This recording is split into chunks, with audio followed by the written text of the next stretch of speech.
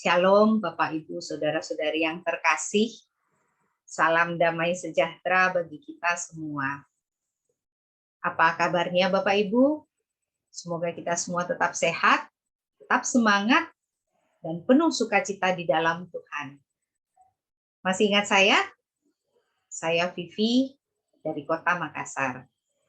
Dan kali ini saya akan membawakan renungan tokoh Kitab Suci, yaitu Yosua, seorang pemimpin yang penuh kebijaksanaan, penuh kerendahan hati, taat, dan setia. Menjadi seorang pemimpin yang bijaksana dan berkualitas tidak terjadi secara instan, tetapi melalui proses. Dan proses menjadi seorang pemimpin menentukan kualitas pemimpin tersebut. Seorang pemimpin yang baik akan selalu mengembangkan dirinya melalui proses tiada henti. Baik dalam belajar mandiri, secara akademik, pelatihan, dan pengalaman. Kualitas seorang pemimpin dapat dilihat dari cara dia merespon suatu kejadian atau persoalan. Ketika saya masih bekerja, saya mempunyai seorang pimpinan yang sangat baik, pandai, dan sangat bijaksana.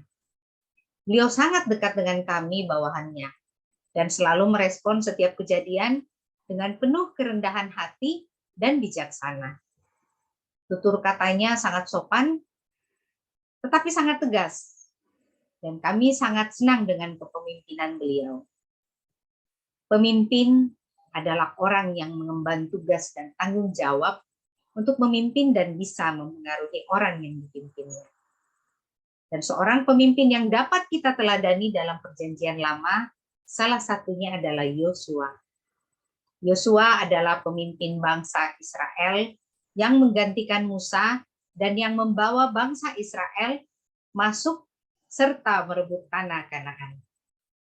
Sebelumnya Yosua adalah pembantu Musa dan menjadi salah satu dari ke-12 pengintai yang dikirim Musa untuk melihat tanah Kanaan. Kepemimpinannya teruji dengan waktu dan kesetiaannya ketika mengikuti Musa sebagai pemimpinnya. Nama Yosua sebenarnya adalah Hosea bin Nun, tetapi Musa memanggilnya Yehosua atau Yosua. Ini terdapat dalam Bilangan 13 ayat 16. Yosua sendiri berasal dari suku Efraim, keturunan Yusuf, cucu dari Elisama dan anak dari Nun.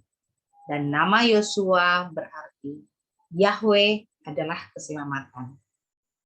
Yosua lahir di Mesir pada masa perbudakan.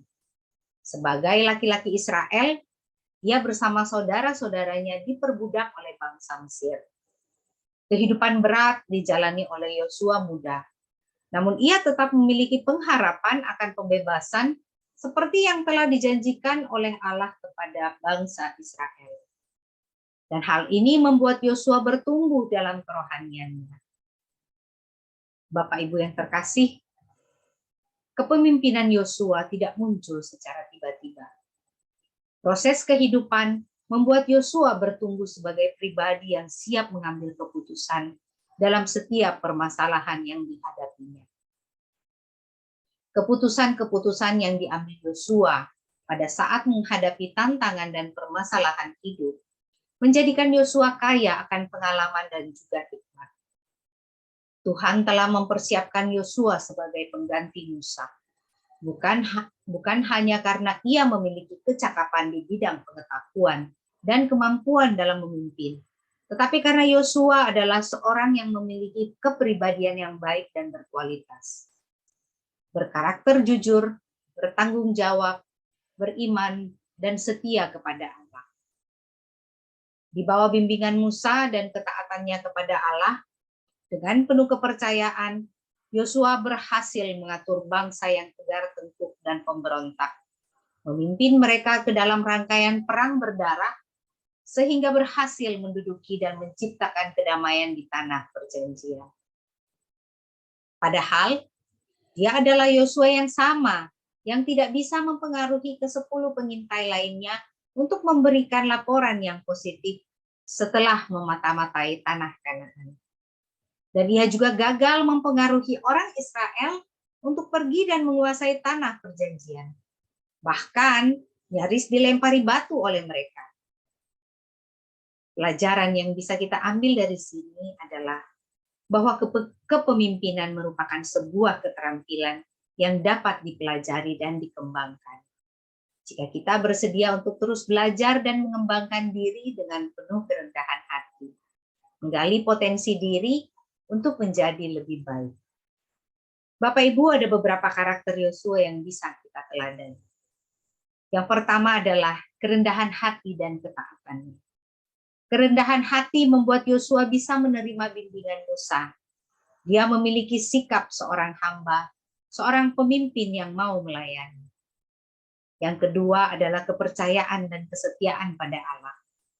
Hubungan pribadi yang erat dengan Allah membuat Yosua setia dan taat pada Allah.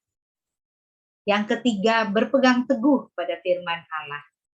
Yosua menyadari pentingnya firman Allah, sehingga dia merenungkannya siang dan malam. Dalam Yosua 1 ayat 8. Yang keempat, selalu berdoa dan mengandalkan Tuhan dalam setiap keadaan. Yosua selalu berdoa memohon petunjuk Tuhan, seperti pada saat akan melewati sungai Yordan, Yosua berdoa dan Tuhan menjawabnya. Terdapat dalam Yosua 3 ayat 10 sampai 17. Dan yang kelima, pemimpin yang diurapi Roh Kudus. Kehidupan yang penuh dengan Roh Allah memberikan kemampuan kepada Yosua untuk tetap hidup di dalam kehendak Allah. Langkah konkret yang bisa kita lakukan dalam meneladani kepemimpinan Yosua, yaitu pertama, kita harus selalu berusaha rendah hati dan takut, agar kita bisa menerima bimbingan dan pengajaran dari orang yang lebih berpengalaman. Seperti Yosua yang rendah hati dan taat terhadap kehendak Allah. Maka kita pun diundang untuk rendah hati dan taat dengan cara menerima bimbingan dan pengajaran dari orang yang lebih berpengalaman. Misalnya bimbingan dari guru kita, dari atasan kita, atau dari teman kita. Yang kedua adalah menjalin hubungan pribadi yang erat dengan Tuhan, yaitu selalu berdoa dan memohon tuntunan Roh Kudus dalam setiap keadaan hidup kita. Terlebih dalam mengambil keputusan di setiap masalah kita. Seperti Yosua yang selalu berdoa memohon petunjuk Tuhan di setiap keadaan. Seperti ketika hendak melewati sungai Yordan, Yosua berdoa dan Tuhan menjawabnya. Ada sebuah quote yang sangat bagus dari Paus Clemens yang pertama, yang mengatakan, semakin tinggi kedudukanmu, hendaknya kamu semakin rendah hati.